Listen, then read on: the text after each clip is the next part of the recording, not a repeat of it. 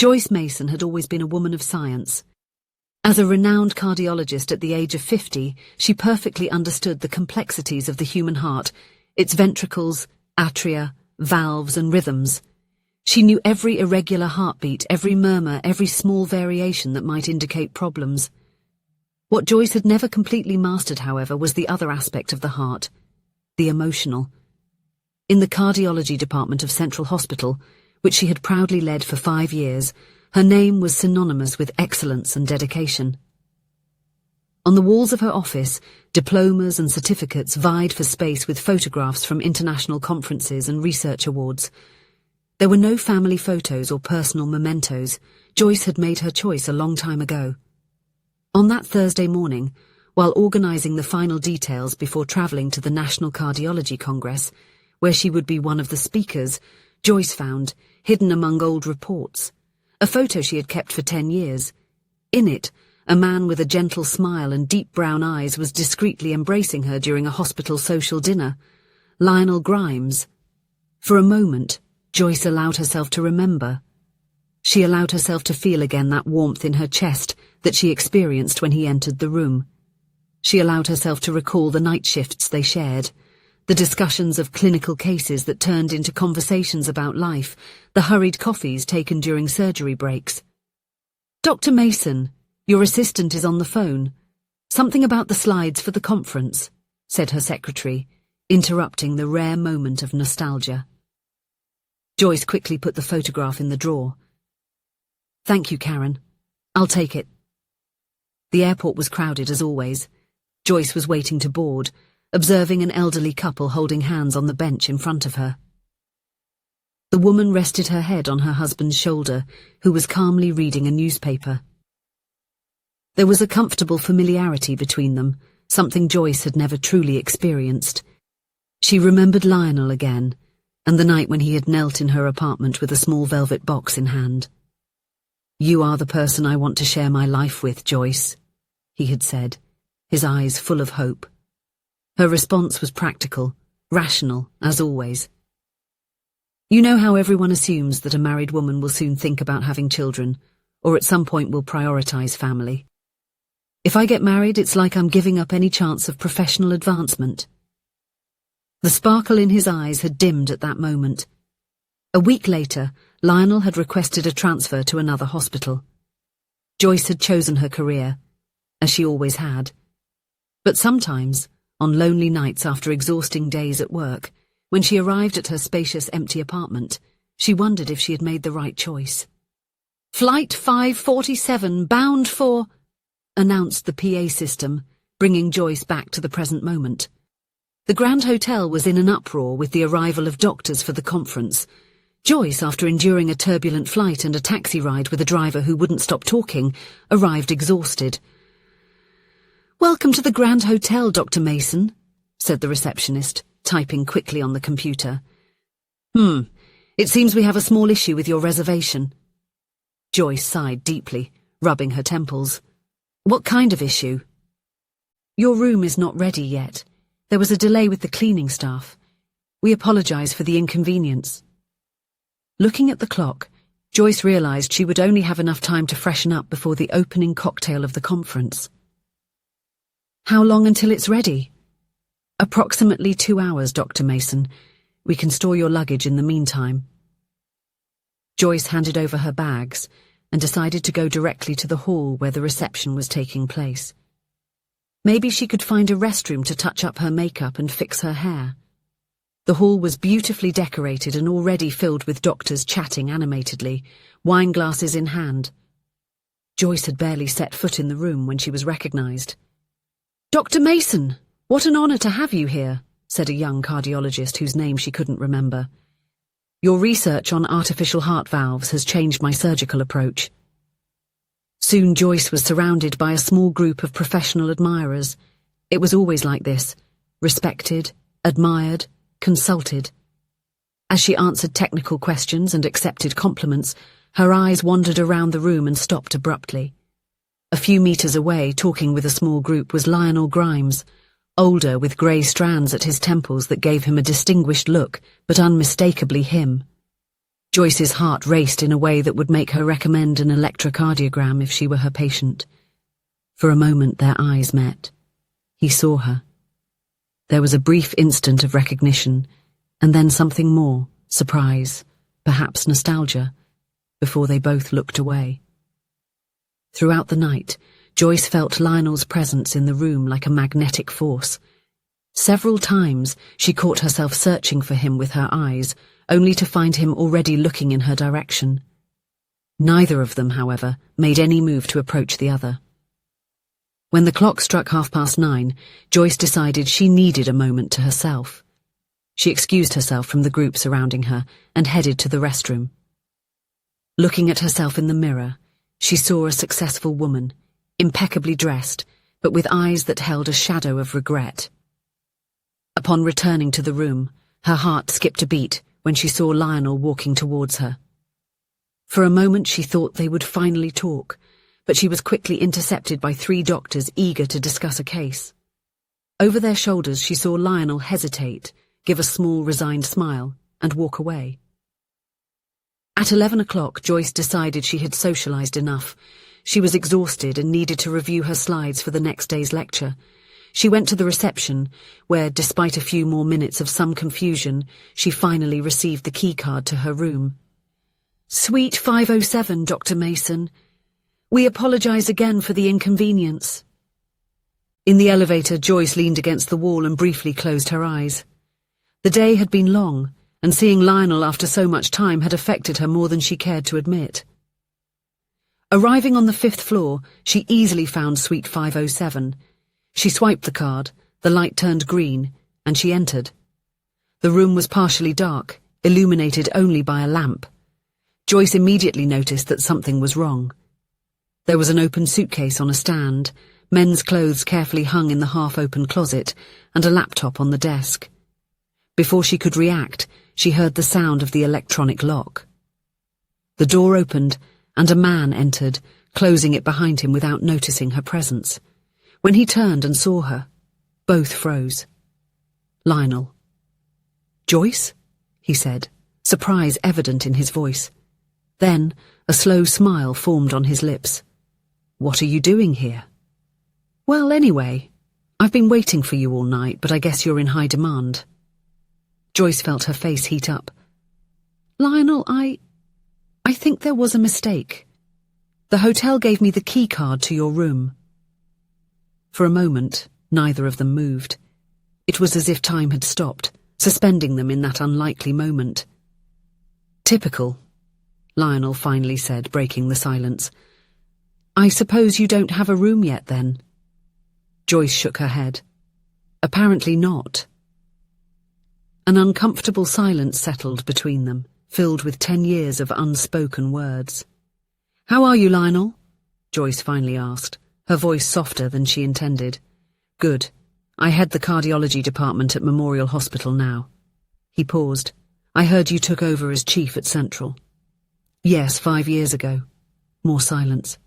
"You changed your hair," he noted. Joyce automatically touched the shorter strands. "More practical." "It looks good on you." Gradually, the conversation flowed into more familiar territory. They talked about medical advances, challenging cases, mutual colleagues. It was as if time had rolled back, except for the deeper lines around his eyes and the grey hairs she didn't have 10 years ago. "We should go to the reception to sort this out," Lionel finally said, glancing at his watch. "It's getting late, and you must be tired." At the reception, the night manager was extremely embarrassed by the mistake. "My deepest apologies, Dr. Mason. We have a room available right now, Suite 512, on the same floor." Lionel insisted on accompanying her to the right room. They walked side by side down the corridor, a silence filled with possibilities between them. When they arrived at the door of Suite 512, Joyce swiped the card and the door opened. She turned to say thank you, but the words that came out of Lionel's mouth caught her off guard. "I still think about us, about what could have been," he confessed, his eyes searching hers. Joyce felt something break inside her, a wall she had carefully built over the years. "I think about it too, Lionel, But it's been a long time. It should remain in the past. A sad smile crossed his face. For me, it doesn't have to stay in the past. It can still be part of the future. You know where to find me if you have something to tell me. With that, he walked away, leaving Joyce at the door of her room, her heart beating in a rhythm that would certainly register irregularities on an electrocardiogram. Joyce slept poorly that night. She dreamed of paths not taken, of different choices. In her dreams, there was a house with large windows, a breakfast table with 2 cups, a garden where she and Lionel grew old together. The morning brought her lecture, the professional reason for her trip. In the large auditorium, Joyce presented with her usual competence the latest results of her research. Her voice was firm, her explanations clear, her slides flawless. But her eyes, from time to time, searched for a specific face in the audience. Lionel was there, in the 3rd row, listening attentively. When she finished a particularly complex point, Joyce saw him nod slightly, as if confirming the quality of her reasoning. That small gesture warmed her inside. After the presentation, she was once again surrounded by professional admirers. She answered questions, accepted invitations for collaborations, and exchanged business cards. From time to time, she saw Lionel on the edge of the group patiently waiting for his turn, but there was always someone else wanting to talk to her. When finally the last doctor stepped away, Lionel had disappeared. Joyce returned to her room, tired but pleased with her presentation. She sat on the edge of the bed and gazed out the window at the unfamiliar city. She thought of all the cities she had been through, all the conferences, all the lectures, always alone. Suddenly she made a decision.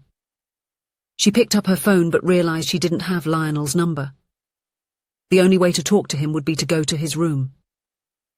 Joyce hesitated. What if he had gone out? What if he was busy? What if she was making a mistake? No, the only mistake would be letting this chance slip by again. 10 years were enough time to learn that some opportunities don't come back. With her heart racing, Joyce left her room and walked to suite 507. She stopped in front of the door, took a deep breath and knocked. No one answered. She knocked again, harder. Silence. "May I help you, ma'am?" asked a voice behind her. It was a maid, pushing a cleaning cart. "I'm looking for Dr. Grimm's from room 507. "Oh, he is already checked out. I'm about to clean the room now." Joyce felt as if someone had pulled the ground from under her feet. He's already gone." "Yes, ma'am, about half an hour ago." Lionel had left. Joyce slowly returned to her room, a weight settling in her chest. Once again, she had missed the opportunity. Perhaps it was fate saying that some stories simply weren't meant to be. Days later, Joyce was back to her routine at Central Hospital. Consultations, surgeries, administrative meetings, everything as it had always been. Except now, there was a persistent void she couldn't ignore.